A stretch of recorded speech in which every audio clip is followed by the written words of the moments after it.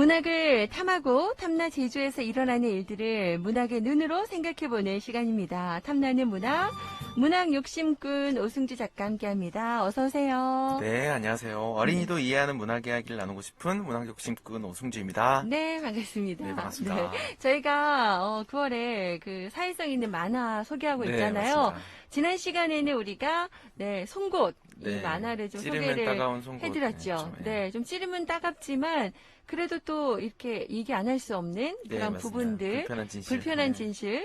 생각해 볼 수 있는 어떻게 보면 좀 만화를 통해서 네, 맞습니다. 조금은 그래도 좀 가볍고 말랑말랑하게 네. 볼 수 있었어요. 저도 지난주에 이제 소개해 주시고 책을 6권인데 저에게 빌려주셔가지고 네, 네. 제가 오늘 반납하려고 갖고 왔습니다. 일주일 동안 6권을 열심히 읽어봤네요.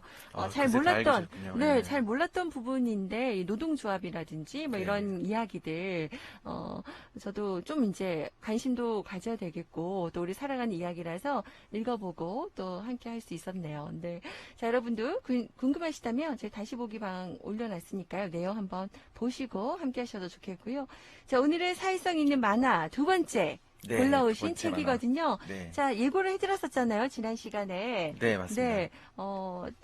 바로 건너온 사람들이라는 만화죠. 네. 네. 작년이 한국전쟁 70주년이었는데, 네. 예, 그래서 그걸 기념해서 많은 책들이 나왔어요. 네. 그래서 건너온 사람들도 그때 나온 책인데, 저도 음. 우연히 이게 독립출판이 된 책인데, 네. 우리 두 아이가 초대를 받았어요. 제주도에 이 작가님이 오셔가지고 아. 작가의 대화를 한다고 초대를 받아서 책도 받았는데, 네네. 근데 코로나 때문에 취소된 바람에 그래서 책을 저도 덕분에 열심히 읽었죠. 네네네. 네, 근데 그림이 정말 섬세하고 감각적이고, 네. 그리고 이제 어머니가 맨 뒤에 보면 이제 수기가 나오거든요. 자서전식으로 기록한 거를 토대로 해서 딸이 그린 만화여가지고 네, 그것도 굉장히 인상이 깊었습니다. 그래서 네. 우리가 흥남 철수 작전을 소재로 한 그런 만화책이 되겠습니다. 흥남은 다 아시잖아요. 네네. 한국전쟁 흥남 철수 당시에 북녘에서 피난온 그런 가족을 그린 네, 맞습니다. 만화예요. 그래서 아이들하고 함께 읽기에 참 좋은 추천 도서로 꼽히고 있더라고요. 네, 그렇죠. 우리 6.25 한국전쟁, 우리 또 남북이 나눠져 있는 분단 국가잖아요. 또 네, 여전히 그렇죠. 네. 전 세계 유일한, 우리가 간과할 수 없는 또 생각해 볼 수 있는 부분이라서 한번 아이들과 읽어보셔도 좋겠습니다. 네. 그나저나 흥남 철수 작전 하면 여러분 뭐지 하다가도 글쎄어라 금수나 이 노래 나오거든요. 그 흥남인데 네, 눈보라가 이 난리 네. 바람찬 아시겠죠? 남북이. 네, 여기 네, 나오는 누구나 흥남. 알죠. 그렇죠. 그래도 우리가 한번 좀 소개해 주세요. 흥남 철수 작전에 대해서. 네, 알겠습니다. 그러니까 6.25가 벌어졌을 때 처음에 네. 연합군이 굉장히 기세 좋게 북진을 하거든요. 그래서 1950년 11월 24일에 이제 좀 북진이 지지부진하니까 크리스마스 공세라는 이름으로 총공격을 개시를 해요. 네. 총공격을 개시를 하는데 네. 이제 중국 공산당 중공군이 역습을 하면서 다시 후퇴를 거듭하게 되거든요. 네. 그래서 12월 24일 이제 항구 도시 흥남을 통해서 철수를 하게 되는데 이것이 유명한 흥남 철수 작전입니다. 맞아요. 그리고 이제 철수하는 군대 규모도 뭐 네, 어마어마했지만 맞습니다. 피난민도 진짜 그렇죠. 엄청났겠네요. 네. 국군과 연합군이 합쳐서 10만 명이고 네. 그리고 남쪽으로 가려고 이제 배를 타려고 몰려든 주민이 9만 명 이상이었어요. 네.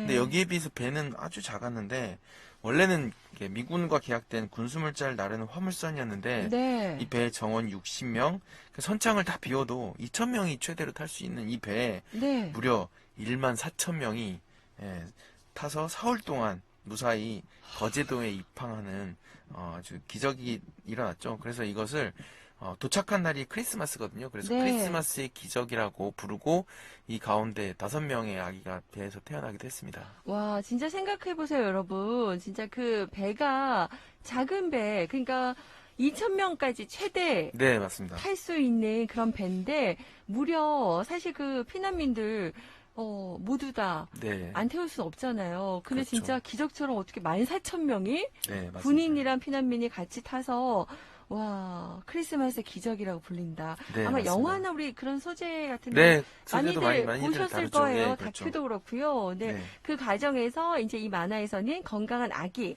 5명이 태어난 이야기가 소재로 되는 거예요? 아, 네. 5명이 태어난 부분은 이제 네. 이 안에서 내레이션으로 네. 소개가 되고, 네. 사실 이 과정에서 뭐 폭탄도 많이 터지고 중공군은 계속 압박해 들어오고 이제 분위기가 굉장히 험악한 상황에서 네. 이제 굉장히 많은 사람들이 이 난리 속에서 이산가족이 되거든요. 네. 네. 그리고 이 가족들도, 주인공 가족들도 사실은 이산가족이 될 뻔하다가 거의 기적적으로 재회를 하게 되는 이야기가 네. 중심이 되는데, 네. 네. 여기서 저도 계속 귓가에 옥순아 옥순아 하고 부르는 소리가 제 귓가에도 계속 들려요. 그 장면이 이 안에 삽입되어 있거든요. 네. 자신의 자녀를 찾아서 자신의 자녀의 이름을 계속 부르는 거예요. 네. 그리고 자녀는 엄마 아빠 이름을 계속 부르면 엄마 아빠 부르고, 이제 그 모습이 너무 선하게 그려져가지고 네. 네, 이게 정신 차릴 수가 없었습니다.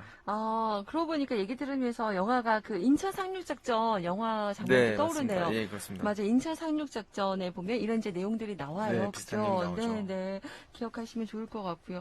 그러면은 옥수나 옥수나를 목 터지게 부르는 그 장면, 네. 이산 가족들의 깊은 슬픔들, 이 만화에도 이제 고스란히 배어져 있다고 하는데 이 책에 그러면 어떤 인물들 등장하는지 좀 더 구체적으로 설명해 예. 주시죠. 그 경주라는 네. 이제 16세 이제 소녀가 주인공인데, 네. 이거는 저 소녀는 삼남 오녀, 네. 이제 형제만 삼남 오녀예요. 네. 10가족의 셋째 딸이에요. 셋째 딸이고, 그리고 이제 쾌활하고 호기심 넘치는 성격이라서 어떤 예상치 못한 사고가 나도 좀 기지를 발휘하고 강인한 어떤 정신으로 일을 헤쳐나가거든요. 그래서 네. 이야기를 주도하는 인물이 이제 경주라고 할 수 있습니다. 그리고 그 이웃에 사는 또래 동현이라는 아이가 있는데, 그 동현이라는 소녀는 외동아들이에요. 근데 맨날 놀러 오니까 이제 올 때마다 약간 멘붕에 빠지죠. 자기네 집은 엄마 아빠 자기 3명만 있는데 네. 이 집은 뭐 아들, 정신이 없는 딸, 거죠. 애기 네. 10명 있으니까 네. 정말 정신이 없어가지고, 네. 네, 그래서 좀 배려심이 있는 동현이도 같이 등장합니다. 그래요. 주인공으로. 예. 주인공이 이제 16세 소녀 주인공인데, 네, 맞습니다. 경주라는 아이와, 그리고, 네, 또래 남자아이 동현이, 네, 맞습니다. 뭔가 이제 이 만화에서, 요새 말하는 썸? 그렇죠. 예. 이런 장면들도 좀 나오고 네, 그러나요? 저도 많이 기대를 하면서 보는데, 네. 이게 러브라인을 아슬아슬하게 이렇게 넘나들면서 이제 감질맛을 나게 하더라고요. 네. 그래서 저는 이 두 사람의 성격을 좀 말해주는 짤막한 대사를 소개하고 싶은데, 네. 이제 동현이가 내가 역시 좀 느리지, 음. 한심하지, 네. 이렇게 했더니 경복이가 그런 말 하지 마. 너는 느려도 항상 끝까지 걸었잖아. 한 번도 멈춘 적이 없어. 네. 그러니까 서로의 어떤 느리지만 강인하고 끝까지 하는 이제 성격을 좀 말해줬고, 네. 그리고 이제 마지막 순간에 동현이가 이제 그 집에 가야 되겠어요. 저는 저도 엄마 아빠가 보고 싶어요 하면서 막 우는 모습이 나오거든요. 그래서 아이는 아이구나 라는 생각이 들었습니다.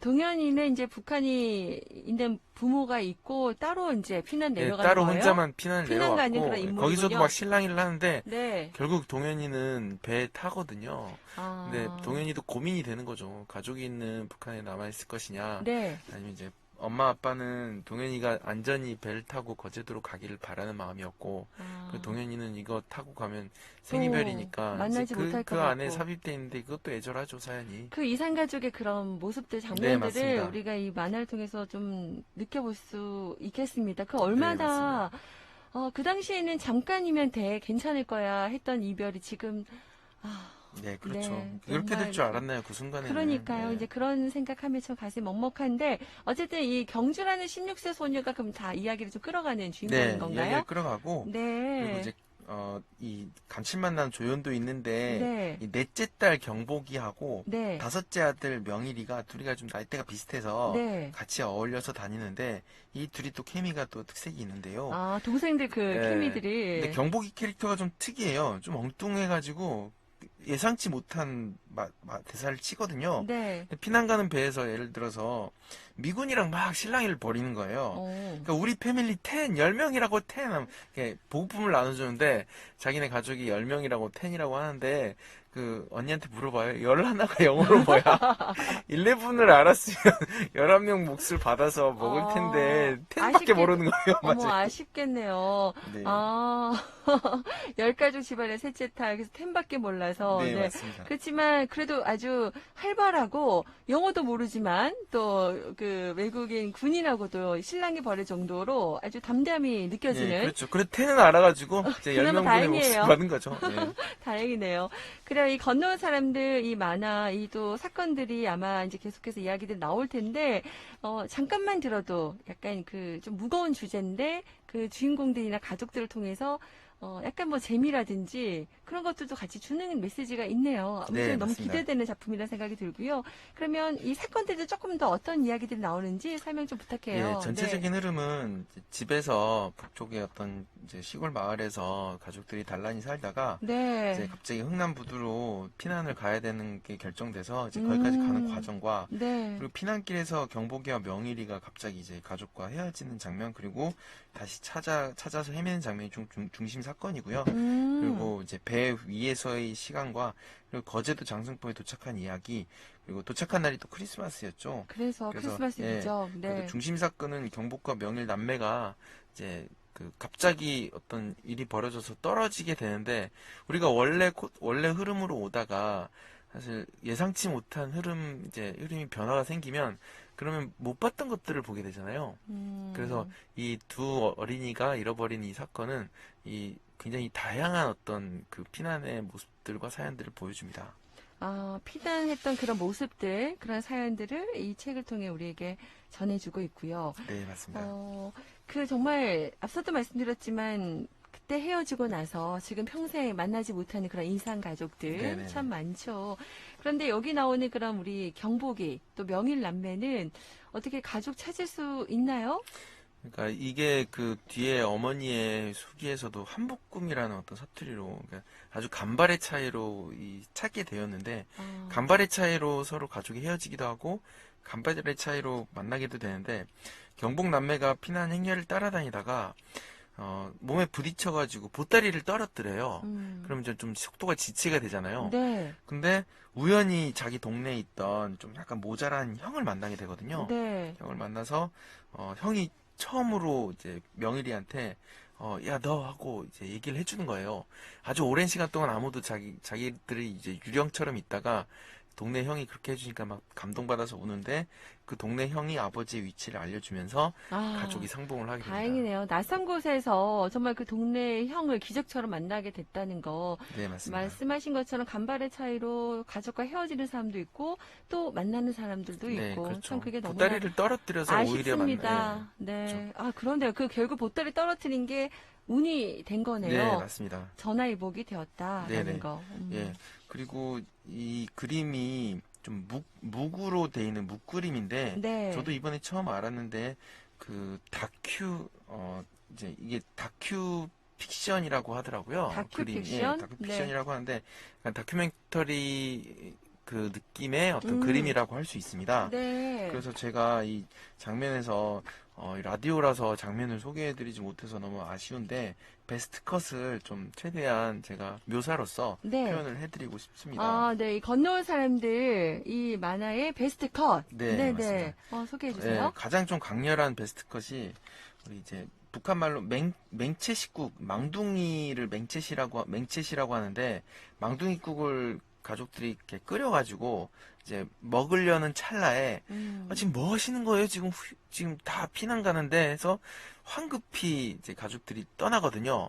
그러면 밥상에 숟가락만 얹어져 있는 그 모습이 그림으로 그려져 있어요. 네. 자, 그걸 보니까 모든 게 다 떠오르죠. 할머니도 그걸 보고 너무 황망해가지고 숟가락만 챙겨서 갔다는 그런 이야기가 있는데 저는 이 만화에서 이 밥상 묘사가 아주 가장 이제 인상이 깊이 남아 있었습니다. 밥상. 예, 빈 밥상에 숟가락만 얹어진 이 장면이 네. 상당히 기억이 좀 남았고요. 네, 네. 그리고 이제 두 번째 컷은 할아버지가 이제 돌아다니면서 거기에는 이제 시신들이 남한과 북한 이제 군인에 의해서 이제 학살된 시신들이 가마니로 덮어져 있었어요. 예, 그래서 그 가마니를 하나씩 열어보면서 기도하면서 이제 큰 삼촌을 찾아서 헤매는 할아버지의 이 모습이 너무 좀 애절하게 다가오는 거. 할아버지 감정이 갑자기 오더라고요. 이게 딱 걷어서 우리 아들이 아니니까 다행이긴 하지만 상당히 좀 못 찾아서 또 애처롭고 아, 그런 이제 양가적인 감정들이 이 그림 안에 담겨져 있어요. 그러네요. 그런 모습들을 우리 예전에 그 4.3과 네, 관련된 것도 좀 상상이 되고, 어쨌든 4.3도 그렇고, 이 6.25 또 한국 전쟁으로 또 이렇게 피난 이산가족이라든지 이게 참 우리 나라의 참 큰 아픔이잖아요. 네, 그런 맞습니다. 것들을 우리가 잊지 않기 위해서 이런 메시지를 만화를 통해서 책을 통해서 우리가 접하고 함께하는 거 중요한 과정이라는 생각도 드네요. 네, 맞습니다. 오늘 그 건너온 사람들 약간 내용 보니까 약간 이렇게 묵으로 이게 먹으로 이렇게 네. 그림이 그려져 있는 그런 모습 또한 다양한 메시지를 좀 전해주는 것 같습니다. 오늘 시간이 얼마 남지 않아서 이제 마무리해야 될 것 같은데요. 네네. 만화로 우리가 생각해 볼 수 있는 시간, 네, 문학 60분 오승주 작가 오늘 함께하고 있고요. 다음 주에 마지막 만화 소개해 주신다고요? 예고 한번 해주세요. 네, 다음 주는 이제 조지 오웰의 삶을 다룬 만화책인데요. 네, 네, 조지 오웰이라는 제목의 만화책을 소개를 해드리겠습니다. 네, 그러니까 전체가 만화로 구성된 거는 국내 소개된 거는 이번이 처음이고요. 네. 문학 작가의 삶을 전체 만화로 보는 것도 의미가 있을 것 같고 제가 개인적으로 가장 존경하는 작가가 조지 오웰입니다. 네. 조지 오웰의 삶을 다룬 만화책이군요. 네, 맞습니다. 한번 네, 잘 보도록 하겠습니다. 미리 보실 수 있는 분들은 함께 만나보고 이야기 나눠봐도 좋을 것 같네요. 네. 자, 오늘 성과 먹구름을 이용한 다큐 픽션 만화 장르라고 하네요. 건너온 사람들, 혼지은 작가의 작품 같이 이야기 나눠봤습니다. 저희는 다음 이 시간 기대하도록 하겠습니다. 고맙습니다. 네, 안녕히 계십시오.